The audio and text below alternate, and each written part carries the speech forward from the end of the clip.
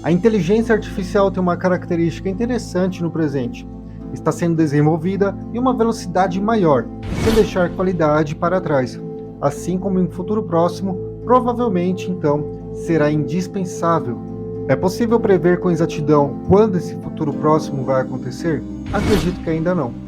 É possível definir uma cronologia exata sobre o ápice do desenvolvimento da inteligência artificial? Também acredito que não. Mas antes mesmo de acontecer, podemos dizer que o problema da inteligência artificial em relação à existência humana existe mesmo antes dele acontecer. E logicamente fomos nós que criamos esse paradoxo. Agora, sem maiores demagogias, esse tema sobre inteligência artificial e o fim da humanidade é relevante e merece ser detalhado. Vamos logo ver a vinheta.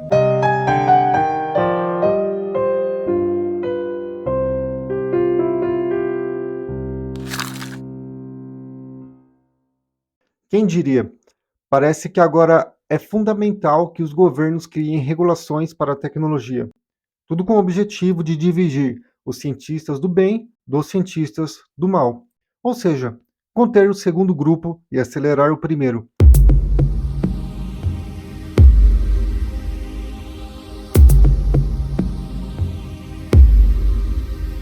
Desinformação e ataques cibernéticos, por enquanto, são as principais preocupações, tanto que esse alerta vem do próprio Sam Altman, CEO da OpenAI, aquela empresa que ficou um pouquinho famosa por criar o ChatGPT. O alerta foi lançado ao mundo pelo CEO em sua conta no Twitter. Ele disse que não vai demorar muito para o mundo experimentar uma inteligência artificial potencialmente assustadora. Acrescentou ainda que será fundamental criar regras e regulações para controlar esse avanço da tecnologia. Ele tuitou assim: e também precisamos de tempo para que as nossas instituições entendam o que devam fazer. A regulação será essencial, mas desafiadora. Embora as ferramentas atuais de IA não sejam muito assustadoras, acho que não vai levar muito tempo para que elas se tornem ameaçadoras. E toda essa preocupação aparentemente não é de hoje. Você já viu o filme que aborda o tema de inteligência artificial, Eu, Robô, baseado no livro de Isaac Asimov? O filme aborda o ápice do desenvolvimento da inteligência artificial de maneira brilhante, pois retrata uma sociedade onde os robôs são programados para obedecer às 3 leis da robótica. Vale mencionar que Isaac Asimov desenvolveu as 3 leis da robótica, assim como vale mencionar também, rapidamente, quais são as leis da robótica. A primeira lei: um robô não pode ferir um ser humano, ou por inação, permitir que um ser humano sofra algum mal. A segunda lei: um robô deve obedecer às ordens que lhe sejam dadas por seres humanos, exceto nos casos em que tais ordens contrariem a primeira lei. A terceira lei: o robô deve proteger sua própria existência, desde que tal proteção não entre em conflito com a primeira e segunda leis. Voltando para o filme Eu, Robô, as coisas começam a dar errado quando o robô começa a questionar sua programação e tomar decisões por conta própria. Essa situação demonstra como, mesmo com as melhores intenções, a IA pode se tornar uma ameaça se não for devidamente controlada. Voltando para o CEO da OpenAI, em uma entrevista recente para a ABC News, Altman reconheceu que há um grande potencial a ser desenvolvido, mas que essa tecnologia pode trazer perigos reais para a humanidade. Ele disse: devemos ter cuidado e ao mesmo tempo entender que não adianta ter tudo em um laboratório. É um produto que devemos divulgar e que faz contato com a realidade e tem erros, enquanto os riscos são baixos. Dito isso, acho que as pessoas deveriam ficar felizes por termos medo disso. Se eu pudesse dizer que isso não me assusta, vocês não deveriam confiar em mim. Inclusive, esses alertas de Sam Altman também não são de hoje. Sam Altman defende a regulação da IA desde 2015, quando escreveu em um blog pedindo que o governo americano criasse regras para a tecnologia, justamente para acelerar os cientistas do bem e desacelerar os cientistas do mal. Assim, Altman refletiu: esta é uma ferramenta que está em grande parte sob controle humano. Altman insistiu que a OpenAI também deve realizar esse processo de adaptação para corrigir o uso inadequado ou as consequências prejudiciais que esse tipo de sistema pode ter. Um cientista da Microsoft comentou que o perigo real não é que a IA, a inteligência artificial, de alguma forma nos destrua, mas o perigo real mesmo para ser considerado é que essa mesma inteligência artificial nos enlouqueça.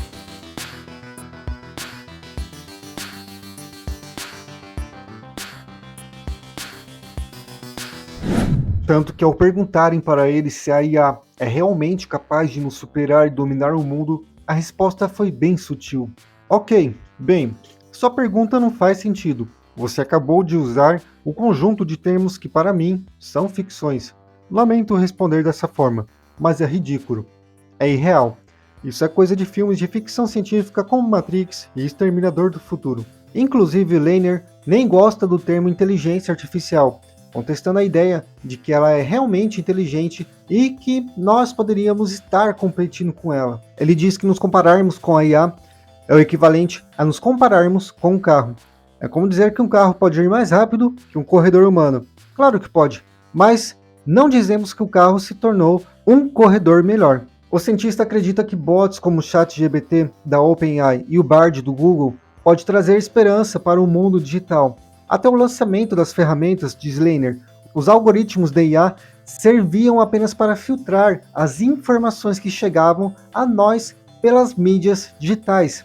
Para Lerner, essa curadoria nos tornou preguiçosos e até desinteressados. O cientista da Microsoft completa: do meu ponto de vista, o perigo não é que uma nova entidade alienígena fale por meio de nossa tecnologia e nos domine e nos destrua. Para mim, o perigo é que usaremos essa tecnologia para nos tornar mutuamente ininteligíveis ou insanos, se preferir, de uma forma que não agimos com compreensão e interesse próprio suficientes para sobreviver e morreremos por insanidade, essencialmente. Enfim, cada pessoa acredita naquilo que quiser. Algumas pessoas preferem analisar fatos para acreditar em alguma coisa, enquanto outras pessoas se sentem muito confortáveis em ignorar os mesmos fatos. Ainda mais quando o tema envolve o futuro da tecnologia de alguma maneira. Enquanto algumas pessoas preferem acompanhar algumas notícias sobre isso, outras pessoas naturalmente preferem opinar e pensar sobre o assunto com suposições baseadas em ideias produzidas em filmes. Embora eu seja um fã da ficção científica, é bom dizer que basear as opiniões apenas em filmes desse gênero tem lá o seu lado ruim. Por exemplo, no filme Her, vemos uma história que explora a possibilidade de uma relação muito emocional entre um ser humano e um sistema operacional com inteligência artificial avançada demais para os nossos atuais padrões. O filme retrata questões sobre a natureza humana e da intimidade, e até que ponto uma conexão emocional com um sistema operacional pode ser considerada genuína, ao questionar a linha tênue entre o real e o artificial e o que realmente significa ser humano. O filme aborda temas profundos sobre a natureza da consciência, a capacidade de sentir emoções e o que nos faz humanos. Enfim, na vida real, porém, quando o objetivo é questionar a linha tênue entre o real e o artificial e o que realmente significa ser humano, agora e no futuro, existe uma pessoa que sempre tem uma opinião relevante. Você provavelmente já leu sobre problemas com atuais modelos de inteligência artificial. E se você viu esse vídeo desde o começo, pode ter percebido que esses problemas são basicamente temporários, enquanto outros não passam de ficção científica.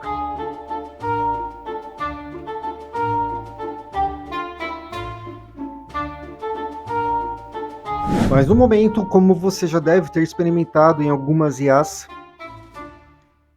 não são necessariamente boas em entender o contexto do pedido de um humano, o que pode levar a alguns resultados estranhos e fazer com que o prompt seja mais refinado e preciso ao mesmo tempo.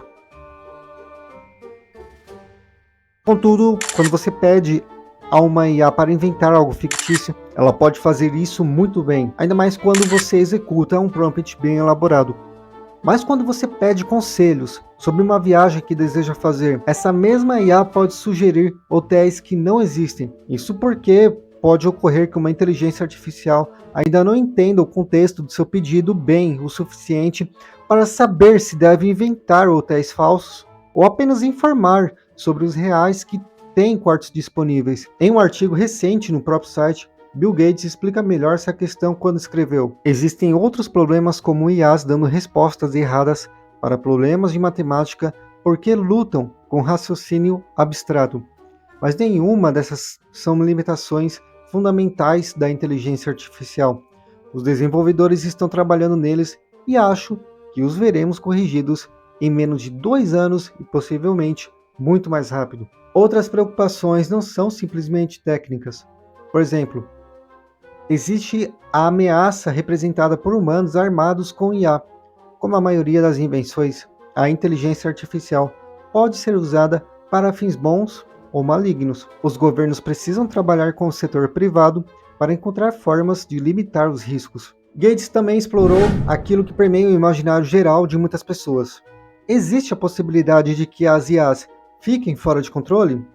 Outra pergunta nesse ponto também é necessária. Uma máquina poderia decidir que os humanos são uma ameaça, concluir que seus interesses são diferentes dos nossos, ou simplesmente parar de se importar conosco? No mesmo artigo, Gates explica: IAs superinteligentes estão em nosso futuro. Comparado a um computador, nosso cérebro funciona a passos de tartaruga. Assim que desenvolvedores puderem generalizar um algoritmo de aprendizado e executá-lo na velocidade de um computador, uma conquista que pode demorar uma década ou um século, teremos uma AGI incrivelmente poderosa. Ela será capaz de fazer tudo o que um cérebro humano pode fazer, mas sem qualquer limite prático no tamanho de sua memória ou ainda na velocidade com que opera. Esta será uma mudança profunda. Esses tipos de IAs fortes, como são conhecidas, provavelmente serão capazes de estabelecer seus próprios objetivos, mas nenhum dos avanços dos últimos meses nos aproximou substancialmente de uma IA forte. A inteligência artificial ainda não controla o mundo físico e não consegue estabelecer seus próprios objetivos.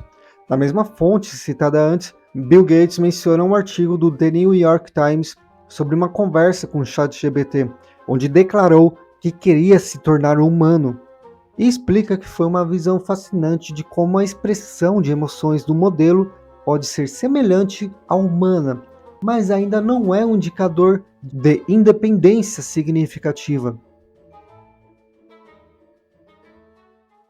A ícone multidisciplinar da América Latina nas áreas de negócios, tendências e inovação, e também considerada uma das principais pensadoras digitais do Brasil, Marta Gabriel, disse que nas próximas 3 décadas, ou um pouco mais, seres humanos se misturarão com as máquinas, e vice-versa.